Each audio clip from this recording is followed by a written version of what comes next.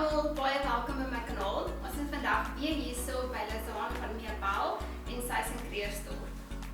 Hi Annelies, baie welkom, so lekker om jou weer te hê. Ag, dit is so lekker om weer te kom kuier. So vandag wat ons gaan doen is die age resurfacing, reg? Ja.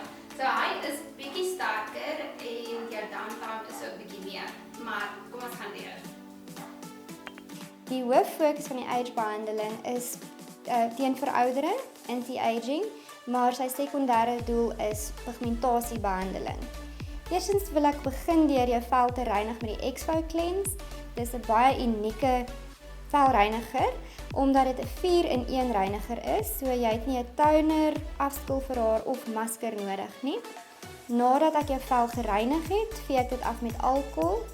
Dit verwyder enige oortollige olie, skoonmaakmiddel of gremering wat dalk nog op die vel kon agterbly.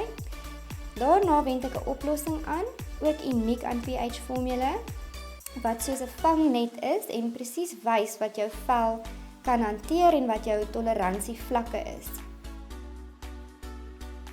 Dan verwyder ek die oplossing.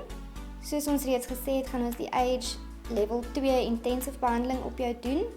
Die aktiewe bestanddele in hierdie behandeling is onder andere pyruvic acid, wat die kollageen en elastien vesel stimuleer.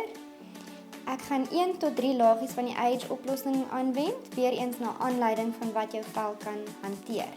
Ek het besluit om hierdie behandeling op jou te doen, omdat ons nou wil kyk na teenveroudering en daar is redelik sonskade op jou vel, daar is pigmentveranderinge waarna ons moet kyk en fyn lyntjies en plooitjies wat nou begin voorkom.